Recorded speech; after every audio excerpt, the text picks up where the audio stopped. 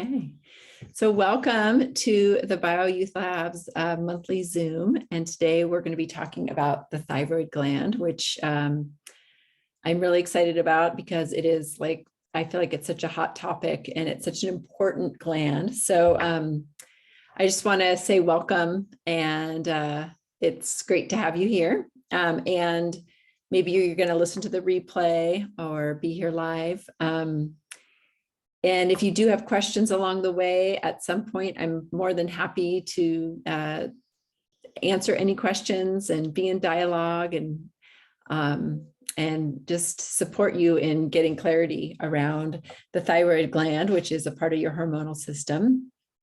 So that is what we'll be doing today. And my name is Mary Sheila Ganella, and I'm a board certified holistic nutritionist. And I currently for many, many years live in Northern California. I'm a native California girl. And I have been practicing nutrition for around 15 years now.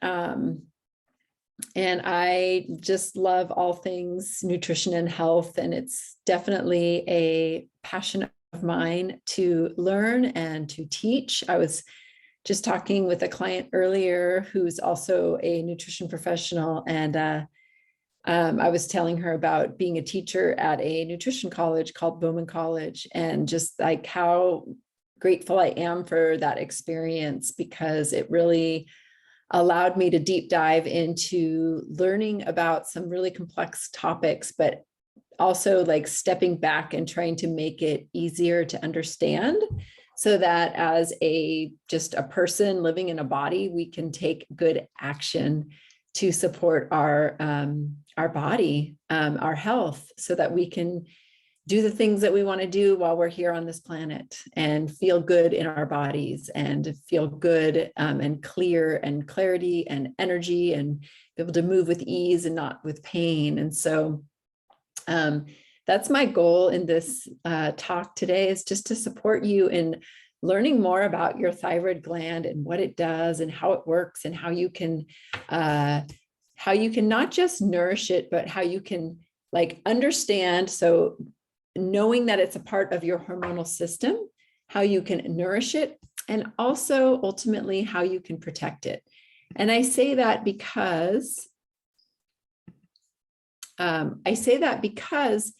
the hormonal system, or the thyroid gland, is very susceptible to toxicity. And unfortunately, we do live in a more toxic environment. So we need to make sure and support our pathways of detoxification in the body on a regular basis. And it doesn't always mean we have to do really intense cleanses and detoxes and these heavy duty things. We can do that. And sometimes it's very good to do that, but we can also live in a way that, and eat in a way and move in a way that naturally gives our detoxification pathways the building blocks and supplies that it needs to do its job effectively. For example, and then I'll get into the thyroid. So for example, one way that detoxification happens is that through our elimination pathways. So we sweat, we poop, we pee. Those are our main pathways.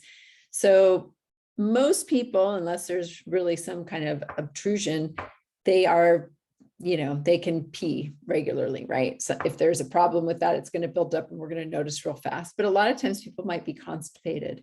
And that's a big way that we eliminate toxins. So that is a pathway that we want to keep open. And there's many reasons why someone might be constipated, but two real simple ways of supporting our elimination of our bowels is proper hydration, making sure we have enough water and fluids to keep things moving along, and fiber, right? Fibers are a big part of helping to move things along. So if we're not getting enough of those, then we might clearly have a problem when it comes to regular elimination, and then the toxins start to build up, right? So there's our own endotoxins, our ability to clear our own toxins, our ability to clear outside toxins, and right, and keep them moving out of the body so they're not reabsorbing and then moving around and affecting our system. So let me dive right into the thyroid gland. And again, I'm going to talk for a little bit and see if there's any questions and then keep going a little bit. But what I want to talk about in this talk today is like, how do we balance our thyroid and as a part of the hormonal system, nourish it and protect it? So the thyroid gland, sometimes it's referred to as a butterfly gland. And that's because of how it looks, sort of butterfly-ish, and it's located right here. But also, I think I like to think of it too as like, because it's very sensitive. And butterflies are very fragile, right? They have these fragile wings. And even when they go into cocoon, you don't want to mess with their cocoon, right? They're busy and they're transforming. And then they come out and their wings are very fragile. And, they don't even live that long, as they flutter around. They're pollinators. So our thyroid gland, if we think of that fragility of a butterfly, we don't want to think that our gland is so fragile, but we want to respect it in that same way, right? And when it comes to thyroid issues, people either have hyperthyroid or hypothyroid. So hyper is going to be if it's, overproducing the hormone, and there'll be symptoms of that, like somebody might have rapid weight loss. They might have a rapid heartbeat, oily skin, rapid nail growth, infrequent periods. It might also be really hard to sleep, things like that. There's also hypo, right? Where everything is sluggish. And I'll explain why in just a minute. And when that happens, somebody might have a really hard time losing weight. All of a sudden they gain weight and they're like, what the heck? I haven't even changed how I'm eating and I've gained all this weight. Might be really tired. They might have dry skin, brittle nails, heavy periods. So everything is just so sluggish. There's also where the constipation could come in, the high cholesterol, high triglycerides, because we can't burn fat and things the same way. So the thyroid gland is a part of our hormonal system. I like to call this system our own personal team of first responders. So they are glands, fatty glands in the body. And we have our hypothalamus, our pituitary, our pineal gland, our thyroid, our thymus, our pancreas, our adrenals, our ovaries for women, the testes for men. So we've got all these glands that are working together to keep us in balance, to keep us humans human, so that we're all about 98.6 degrees. We're all about, have a same blood pH. Our body's blood sugar's always striving. We eat food, we're striving to bring it down below 100.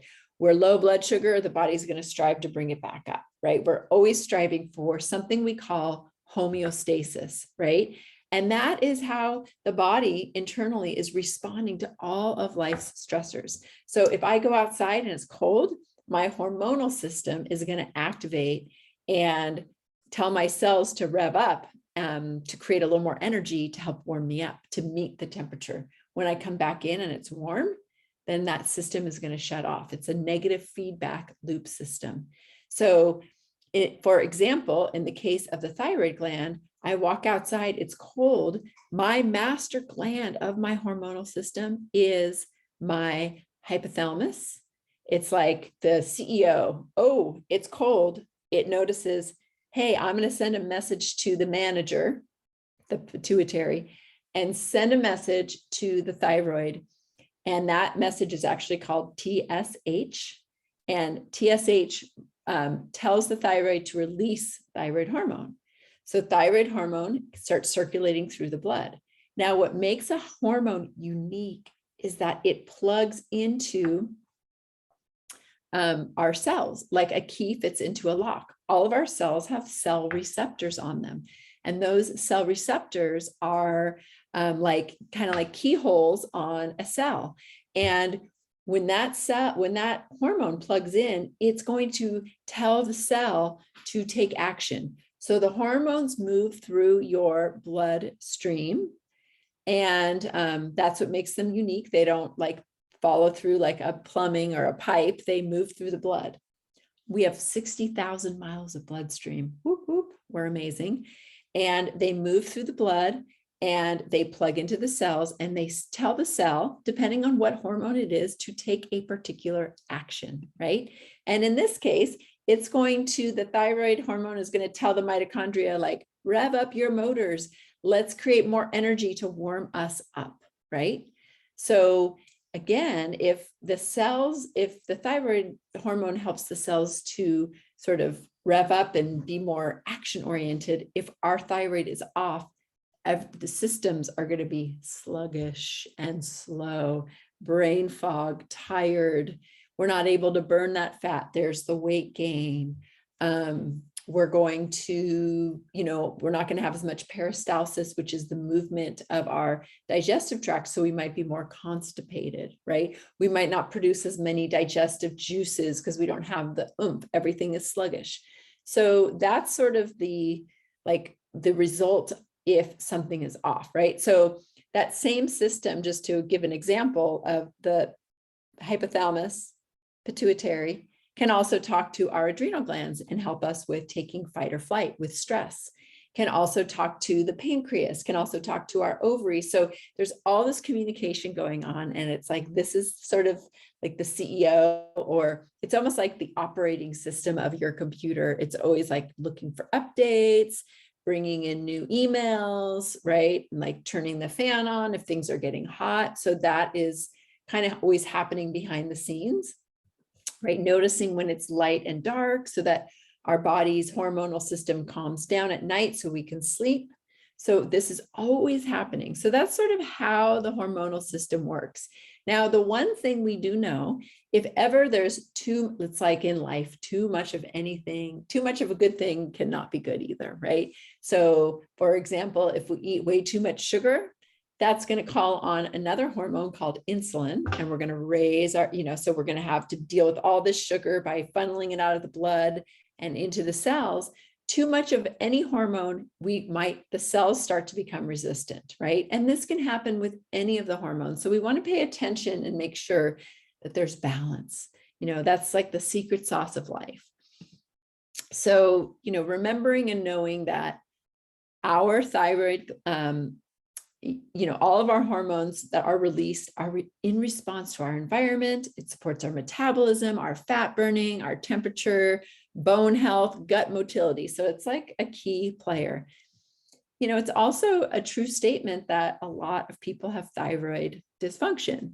A lot of people have hypothyroid, right? And why is that, right? So there are a few things that can be destructive to the thyroid. And I will say about 70+% of people with low thyroid, it's actually an autoimmune condition called Hashimoto's thyroiditis. It's not always tested for in medicine, in Western medicine, because a lot of the standard with medicine is, well, if you have low thyroid, we're going to treat it the same way as if you had Hashimoto's. But I believe as a holistic nutrition professional that if you have low thyroid, if your TSH it would be elevated if you have low thyroid, because your master glands, right? Your CEO and your manager is sending a message to your thyroid, and your thyroid is not listening. So it's sending more and more and more. So your TSH starts to rise. So you get a test back and it's high, and that would indicate hypo or low thyroid. So you have this reading, and your doctor says, okay, well, you have low thyroid. I'm going to give you thyroid hormone replacement. And you take it first thing in the morning, because that's when you would naturally have a push of thyroid hormone, because every gland has a circadian rhythm. So you take it first thing in the morning away from food and drink. So you just have your body responding to that natural rhythm. And it's not a bad thing to take thyroid hormone, because we really need it to function, because every cell has a receptor for it. We need it. So it's not a shameful thing. It's not a bad thing. But regardless of whether you're taking it or your thyroid is starting to be imbalanced, you still want to support your thyroid gland. So if you have a low reading, you can then go back to your doctor and say, hey, can you please test me for thyroid antibodies? And your doctor might say, no, blah, blah, blah, blah, but just keep asking for it. And, you can even separately order your own labs, like through direct labs, things like that. So you can, you want to know if you have an autoimmune, because the unfortunate thing is if you have an autoimmune, what that means is your immune system is actually going after your thyroid gland. And over time, it could totally wipe it out. And you could have a lot of symptoms in between, right? You could have highs and lows and just not feel great. And your health could, who knows what could happen.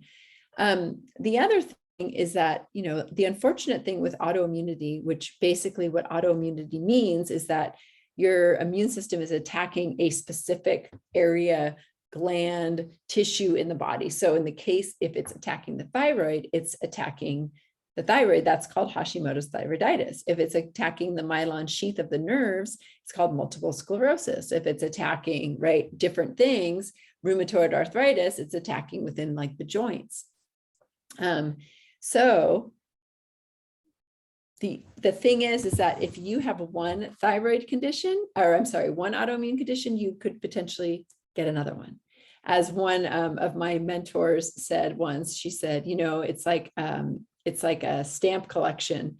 Like, if you have one, you can collect them pretty easily like stamps and start having more. So obviously we don't want that.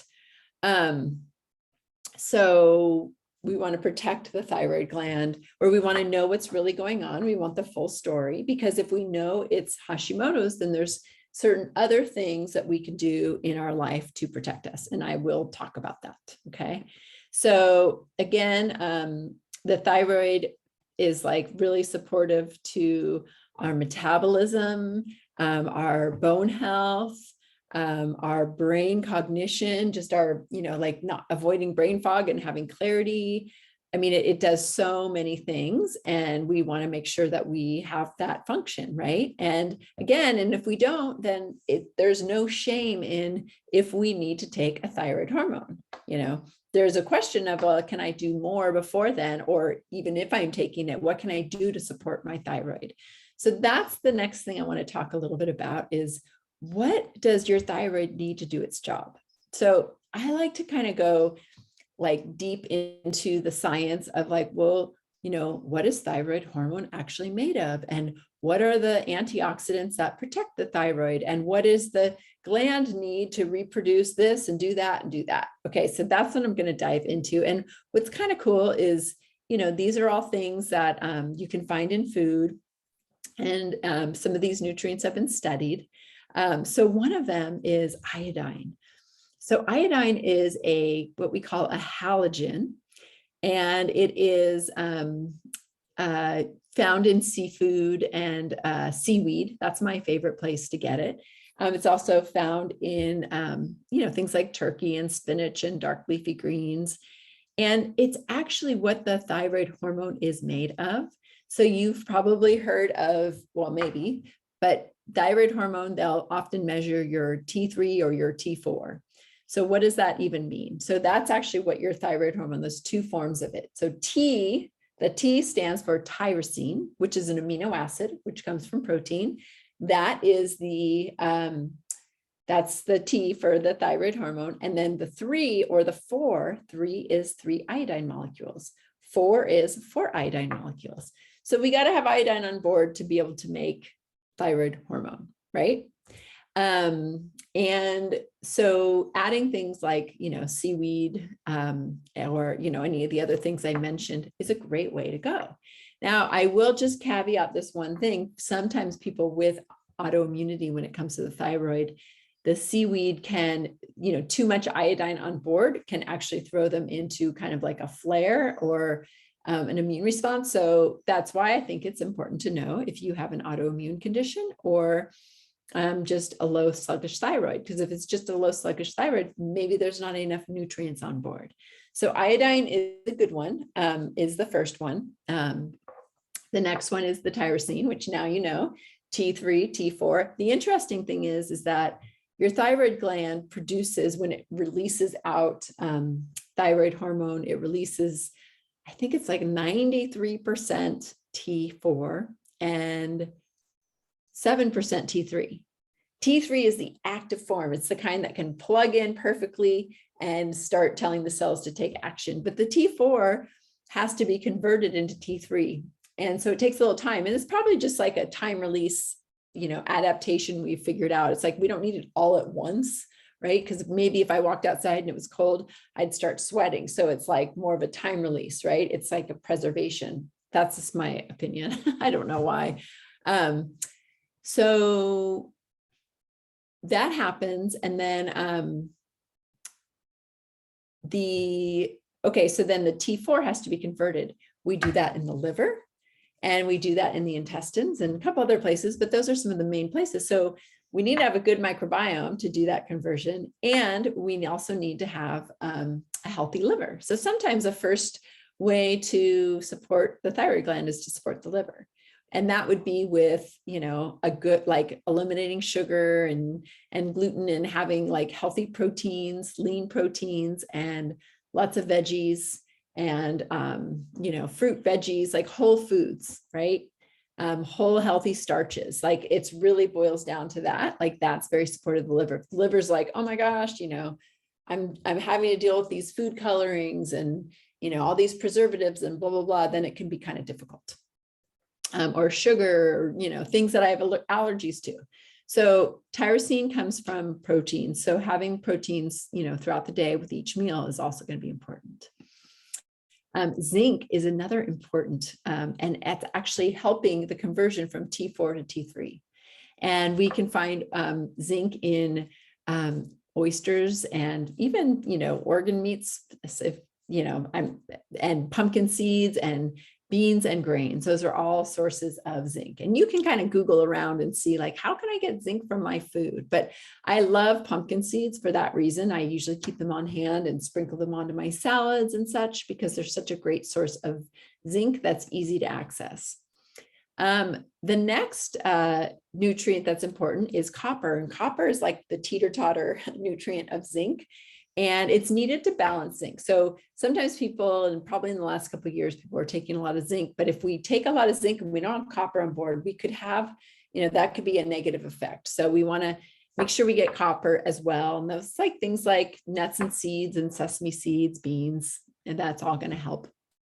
The next nutrient that's really important for the thyroid is selenium. And that is needed for the conversion of T4 to T3. Another nutrient. So we need selenium. It also acts like an antioxidant to the thyroid, and it can lower the levels of antibodies to the thyroid. So it really plays quite a few roles in supporting just rebalancing and recalibrating.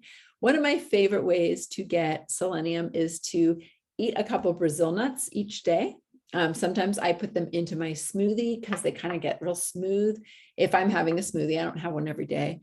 Or sometimes I'll just take a couple Brazil nuts, and they're really big, and I'll just kind of like slice them with like a smallish knife and make little pieces and throw them in a salad or something. Or sometimes I'll just eat them. Nutritional yeast, mushrooms, and whole grains and eggs can all have selenium as well. And then there's iron, and that actually can help make T4, and it helps with the body to convert T4 to T3. And, if you don't have enough iron on board, it's going to affect, the quality of your blood, because it sort of like really helps with our red blood cells and the oxygen levels and all of that. So when we don't have enough iron on board, we might feel really kind of tired and sluggish, just like we would feel if we had low thyroid. So that's kind of an interesting comparison. We can get iron. There's two different kinds. There's heme and there's non-heme. Heme comes from animal products, and non-heme comes from plants. It can be a little tricky to get it all from the non-heme from the plants, because it's not as bioavailable. So, if you do have any kind of thyroid issues, it would be important to get your iron levels and your ferritin, which is your storage, tested just to see, because maybe, and if you're not eating anything from animals, you might need to supplement a little bit with some iron to support that pathway. Vitamin A is also another important nutrient. It's actually for the receptor binding to the thyroid hormone. So that's an important one. And, there's two kinds of vitamin A. There's like the preformed and the formed. The preformed comes from plants, and the formed comes from animals. So we can get a different variety of vitamin A there. And then we've got all of our B vitamins. That's actually the nutrient that the gland uses to produce hormone. So we can get that from, a lot of plant foods and also animal proteins and things like that, but nutritional yeast, whole grains, nuts and seeds, mushrooms, dark leafy greens are all going to contain that. And then the other important nutrient for the immune system, if it is an autoimmune, and also the thyroid, is vitamin D, right? Vitamin D is so important. And, gold standard is to getting like 20 minutes of sun every day. Very also well established and easy to ask your doctor for a vitamin D test. And if you're low, then you can, take it. I mean, you really want your numbers to be maybe like over 50, somewhere between 50 to 60. Sometimes people get it tested and, you want to look, your doctor might say, oh, you're fine, you're within range, but you might want to say, well, can I see it? Because, if the range is like 30 to 70 and you're at 31, well, maybe you just want to bring a little more on board. The other important factor when it comes to thyroid is omega-3 fatty acids, and that's the receptor binding to the thyroid hormone. So we can get that from, different nuts and seeds like flax and chia and hemp and walnut and pumpkin, and also from, fish oils and things like that. And ferments are also important because it really supports the microbiome that does some of that conversion, as I talked about earlier. And it's for the receptor binding of the thyroid hormone. So important piece to have. I'm just going to just take a pause, and no pressure to our participant, but if you want to unmute and ask any questions right now, you can, or I'll just keep going too. So I just wanted to give that opportunity. Okay, I'm gonna keep going.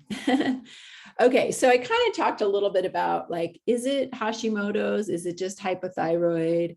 Like, what is it? And again, I think it's important to know that with asking for thyroid antibody tests. And, then the question is like, what can go wrong? And, I said earlier, it's like 70-ish% of low thyroid is actually Hashimoto's. So that is very telling. Like, I think that to me is very telling as a sign of our times that, our immune systems are kind of overreacting.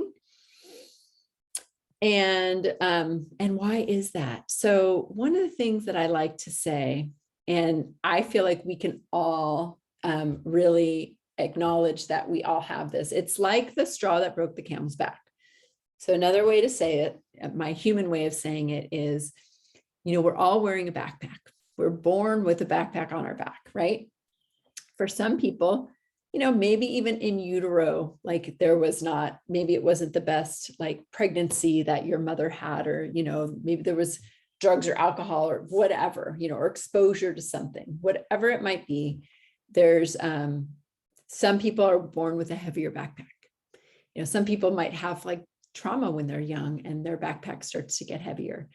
Maybe some people have, they live in a moldy house or whatever. So, or there's an accident, or there's something else, or there, whatever it is, like over time, our backpacks might get heavy. And that is what I call like the total load, right? Sometimes our backpack is so heavy, we can't function. We have to sit down. We have to sit this one out. We're sick, we're in bed, and we're trying to get well. And even in those times, right, when we're sick, we're like, oh, we're really, we have a soup and tea. We're not like drinking coffee and putting sugar in it and eating cookies. We're like, I need to get better. I'm going to be really good with my diet, whatever, right? So there's all kinds of things, like maybe there's food allergies that build up over time. We're exposed to chemicals. Maybe we don't have time for exercise. We're more stressed. Maybe some of our relationships are toxic. Or, mold in the house, or air pollution, nutrient deficiencies. We don't have the building blocks, right? So all of a sudden something happens. It's the straw that breaks the camel's back and we can't function anymore, right? So it's up to all of us. We all know kind of what's in our backpack, right?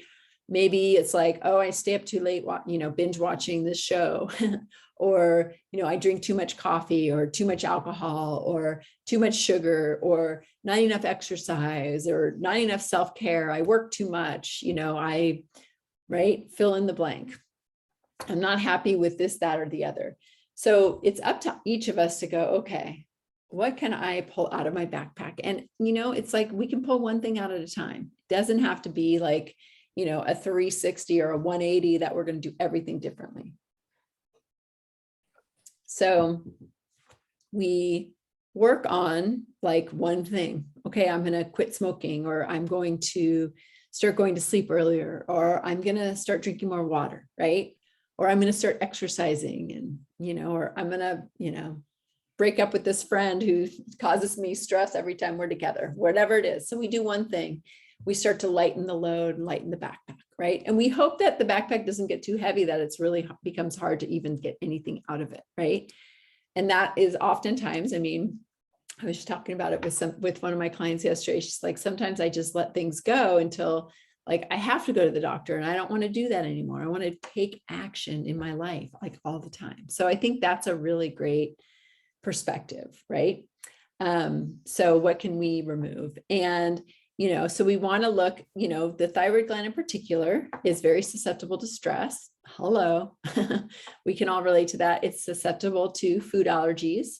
It's susceptible to menopause, to chemicals, to nutrient deficiencies, to our emotions, and to infections. Sometimes infections can kind of reside in the thyroid gland. So if it is an autoimmune condition, and again, you might know or you might not know, most autoimmunes really start with a leaky gut. So we want to heal the gut. And I'm going to bring up one thing I brought up in one of the emails. But when it comes to leaky gut, when it comes to the thyroid gland, going gluten-free is like really important. So I tell this to all my clients, look, even if it's not Hashimoto's or you don't know what it is, I recommend that you go gluten-free. And of course, sometimes there's tears. I'm married to an Italian, so I get it. Hashimoto's runs in my family. I have to be honest and say I'm not completely gluten-free, but I'm pretty darn good. I eat it once in a while. But I try to have good sources of it when I do, and fermented. But the thing is that the gluten molecule actually kind of looks a little bit like the thyroid molecule. So if I am eating a lot of gluten and my immune system is overreacting to it, it's going to like start losing tolerance and then perhaps go after something that looks very similar, which is my thyroid gland. So that is why I recommend not having gluten when you are supporting your thyroid gland. Or you want to support your thyroid, have less gluten, really try to minimize it. And that also doesn't necessarily mean that you're going to want to like keep eating, everything gluten-free. Sometimes it means like eat other whole foods, like throw a sweet potato into the oven instead of toast, make a pot of beans as your starch, make a pot of rice, like not necessarily just saying, oh, okay, I'm just going to have this gluten-free bread and these gluten-free cookies and this gluten-free this and that, because once in a while, like when I have gluten-free bread, I actually keep it in the freezer so that I don't feel like I have to eat it all week, right? Because then all of a sudden I'm eating a lot of, bread and toast and butter. And that's not really, the nutrient density to feed my glands, right? Like I just talked about that I want to do. So when we're talking about healing from the inside out, like any kind of autoimmune or any kind of just supporting the gut, that's where herbal teas, broths, ferments, whole foods, regular meals, really come in handy to heal the gut. If we eliminate some of those possible allergens and triggers, like as soon as there's a whole thing in functional medicine where we talk about the 4R, I call it the 5R approach. And the first to healing the gut, and the first one is remove. We got to remove the allergens because the gut heals really fast when it's not being assaulted. So we want to get rid of some of those things. And, we want to get rid of some of those trigger foods, right? The ones we kind of know are, we all know, like if I gave you a list of all the common allergens, a few of them, you might be like, well, I never eat that. But then there might be one or two, you're like, oh, I can't imagine living without that. There you go. That's probably the one. The other thing when it comes to gut health is unfortunately, we spray our foods in this country with a lot of toxins to kill weeds. And one of them is called glyphosate. And it can kind of like reside up in the gut, and it's just, and break down the gut walls. And it's very damaging. So unfortunately, we really want to eat as much organic as we can. And I know it can be cost prohibitive sometimes. I love the list from the Environmental Working Group, the Dirty Dozen and the Clean 15. That list is so great in just reminding you of which foods you should always buy organic because they're very heavily pesticided or sprayed, and then which foods are usually very low residue. They don't have to spray them, so it's a safer one to eat. I say that because even the other day I was at Costco, and my daughter had sent me those lists. So, I mean, I recommend like finding the list and doing a screenshot and keeping it like on your phone. So you could be like, oh, let's see, what is it?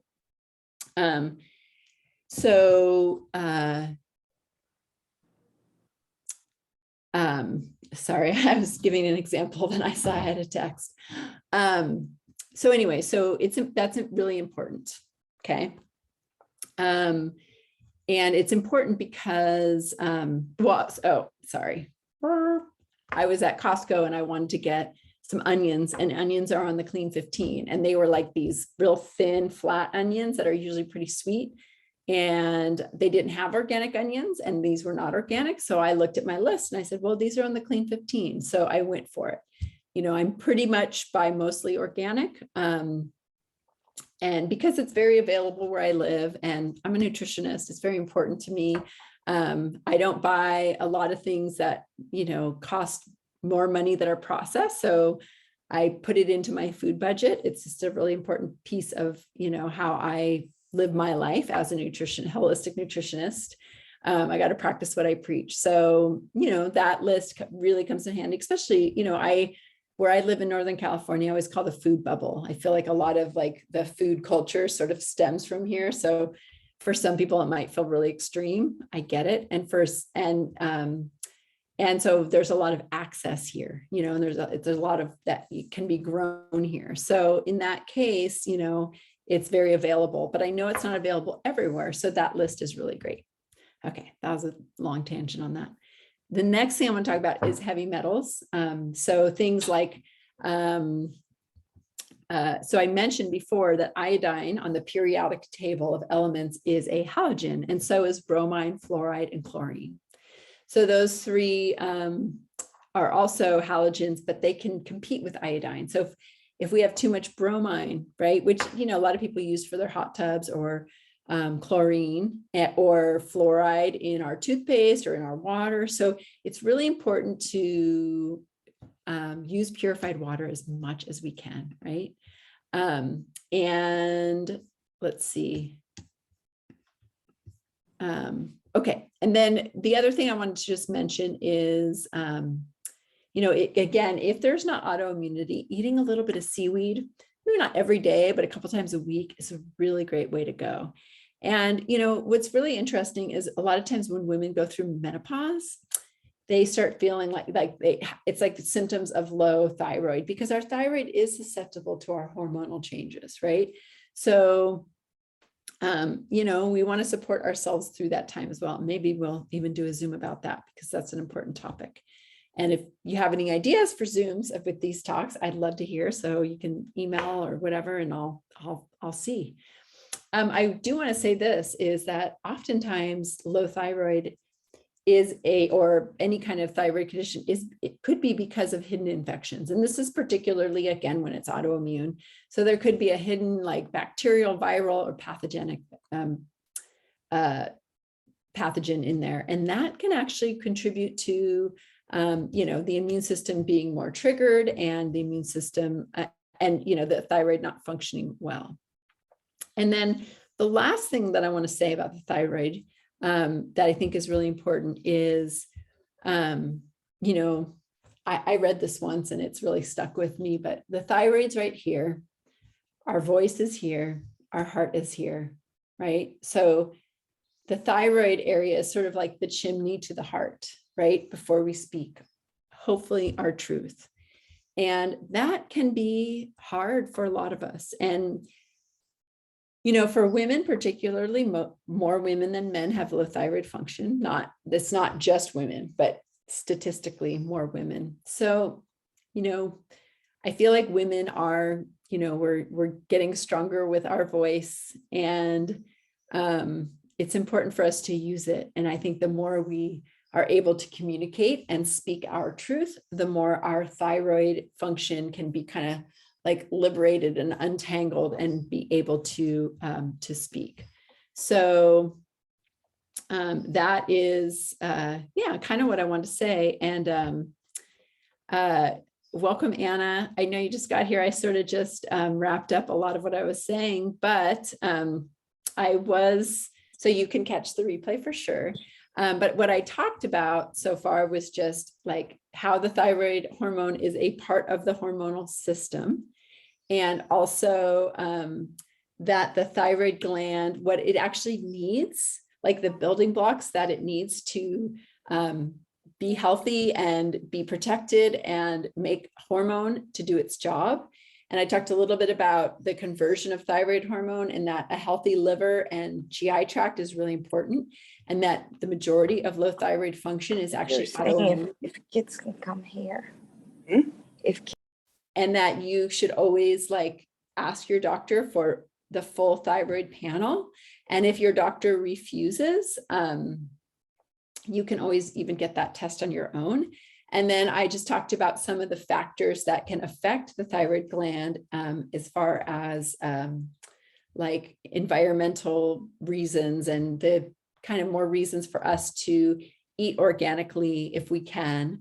And so that's kind of what I talked about in relation to the thyroid. And now I'd love to just, if there is, I'd love to open it up if anybody, and you know, if your question is not specific to thyroid, that's okay.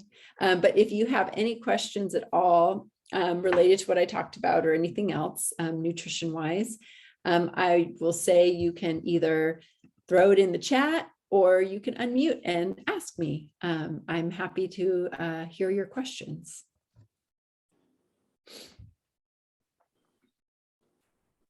Anyone? Or if you just want to say hi or tell me something that you learned in this, what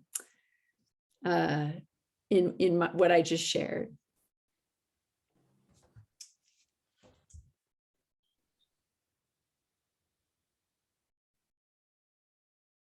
Anyone? Okay. Well, I'm going to just kind of then sort of wrap up my thoughts a little bit. And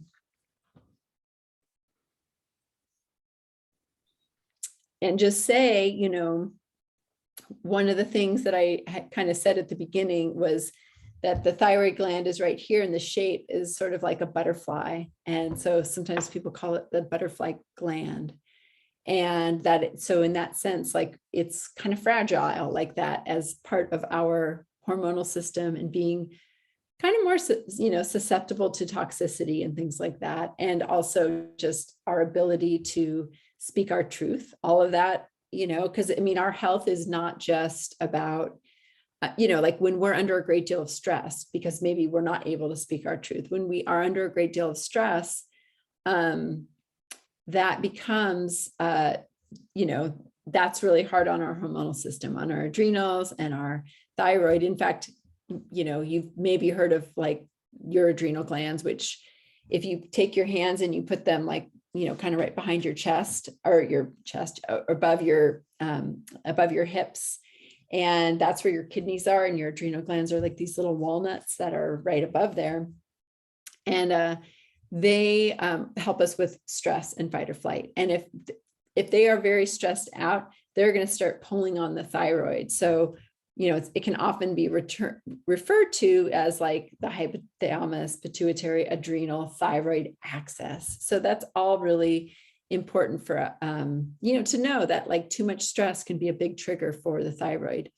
The other thing that I talked about that I think is important is to really identify, oh, there's like 3 butterflies flying right outside my window. Must be on the right track. So the other thing I want to just mention that I talked about is, and this can be for any health condition, this is just general health, is that I talked about like, what's in your backpack, because we don't want our backpack to be so full that the final thing that goes in there is like the straw that breaks the camel's back. And I'll have to say that most of the time, I would say probably like, I don't know, I'd have to think about it, but maybe 70+% of my clients, when they come to me and I dig into when did this start really happening, it's usually after a stress. So there's all these lifestyle factors, like they're staying up really late, they're, addicted to this such and food, they may be drinking too much alcohol, they didn't have time for exercise, like there's all these things, and all of a sudden some very stressful event happened and it tips them over the edge. So, our goal ultimately is to like build in resilience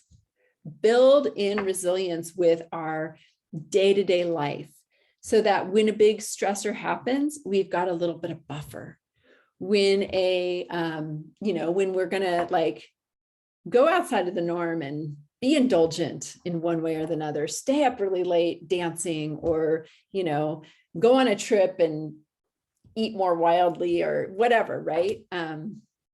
Then we have a buffer, we have that resilience built in already so that we can bounce back quicker, right? And that is like, that's the gift of playing what I like to call playing an 80-20, right? Playing an 80-20, where it's like 80% of the time I am like on my dime. I mean, I'm not perfect, but I try to like eat well and go to sleep at a decent hour. I don't always sleep great. That's kind of one of the things that's harder for me. Like, I'm not that person that hits the pillow and they're asleep in 2 minutes. I'm like the person that's like, you're already asleep. It takes me a while, right? So I'm not perfect, but I try to practice good habits. I try to exercise. I eat lots of vegetables. I eat pretty clean as far as just, whole foods. I drink a lot of water. I try to do all the stuff, but there's times where I'm like, hey, I'm going to go, I'm going to go to New Orleans and and stay out late and eat more exotic foods and whatever I'm going to do. Right. And I'm not going to, feel guilty or whatever, but it's like, because 80% of the time I am on my dime, 20% of the time I'm filtering a little bit.